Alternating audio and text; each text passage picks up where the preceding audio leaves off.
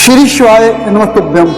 आप सभी को हनुमान जयंती महोत्सव की बहुत सारी शुभकामनाएं। आज हनुमान जयंती है। प्रत्येक वर्ष चैत्र मास की पूर्णिमा के दिन ये उत्सव मनाया जाता है। हनुमान जयंती को हनुमान जन्मोत्सव के रूप में भी मनाया जाता है। आज के दिन हनुमान जी की विशेष पूजा अर्चना की जाती है। बुद्धि और बल का उनका श्रोमणी हनुमान जी भक्त श्री रामचंद्र के अन्य भक्त यानी हनुमान जी जो 7 चिरंजीवियों में एक हैं, ऐसे हनुमान जी का प्रगट दिवस यानी आज का दिन आज कथा आरंभ करते हैं। जब हनुमान जी की माता अंजना का अभी ब्याह नहीं हुआ था, उस समय वह तपस्या कर रहे थे। अपने आराध्य देव शिव की तपस्या करने के लिए देवी अंजना एक घने जंगल में चली गई, जहाँ एक गुफा के अंदर जाकर अनेक वर्षों तक वह भगवान शिव के ऊपर ध्यान केंद्रित करके तपस्या में लीन थी। उसी समय उन्हें अनुभव हुआ जैसे गुफा के प्रवेश द्वार पर कोई है जो अंदर आने वाले प्रकाश को रोक रहा है। जब उन्होंने अपनी आंखें खोलकर देखा तो वहाँ एक दैत्य खड़ा था जो कि काम वासना से भरी नजरों से देवी अंजना को देख रहा था।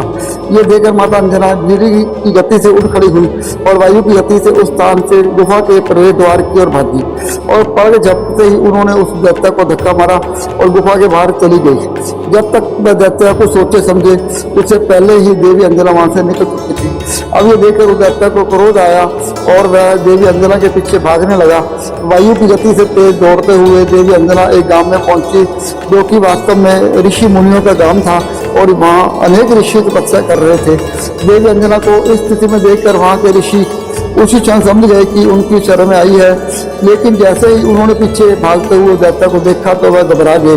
उन्होंने देवी अंजना से कहा कि ये पुत्री वास्तव में इस दैत्य का नाम शंभ साधना है और ये इतना शक्तिशाली है कि उसे कोई नहीं हरा सकता, इसलिए हम तुम्हारी कोई सहायता नहीं कर पाएंगे। वास्तव में अगर कोई तुम्हारी सहायता कर सकता है तो वह बानर केसरी। ये सुनकर देवी अंजना सोचने लगी कि अब ये बानर केसरी कहाँ मिलेंगे और उतनी देर में तो वह दैत्य शंभ साधना उस स्थान पर पहुंच चुका था। उसने ऋषियों के आश्रम को ध्वस्त करना आरंभ कर दिया और वह देवी अंजना पर प्रहार करने ही वाला था कि उसी क्षण देवी इच्छा से बानर राज केसरी वहां आ गए। उन्होंने उन्हें शंभ साधना को युद्ध के लिए चुनौती दी और फिर दोनों महाशक्तिशाली के बीच में भयंकर युद्ध हुआ। शंभ साधना ने एक विशाल के हाथी का रूप ले लिया और बानर केसरी ने भी अपना स्वरूप छोटा बना दिया और उस हाथी के सिर पर जाकर प्रहार करने लगे। उन्होंने अपने बल का प्रयोग कर लिया, लेकिन उस दैत्य का बाल भी वाकर नहीं हो रहा था। जब देवी अंजना ने ये देखा कि इतना प्रयास करने के बाद भी इस दैत्य का कोई हानि नहीं पहुंच रही है तो उन्होंने समझ गया कि जीवन में कुछ समस्याओं का समाधान सिर्फ प्रयास से नहीं होता, उसके लिए प्रार्थना भी करनी उतनी आवश्यक होती है। तो बस ये सोचकर उन्होंने एकाग्रचित होकर अपने आराध्य देव शिव जी को पुकारा, उस पर ध्यान केंद्र किया और उसी ध्यान अवस्था में उन्हें एक शब्द सुनाई दिया रक्त, और इस शब्द को सुनकर देवी अंजना समझ गई कि वह सिद्धि उस स्थान पर पहुंची जहाँ केसरी और शंभ साधना के बीच युद्ध हो रहा था। वहाँ एक गड्ढे में शंभ साधना का खून गिरा हुआ था। देवी अंजना ने एक तीर उठाया, उसे खून में डुबोया और खून से लथपथ तीर और धनुष को बानर केसरी को फेंका। बानर केसरी अत्यंत बुद्धिमान थे, वह तुरंत समझ गए कि देवी अंजना उन्हें क्या संदेश दे रही है।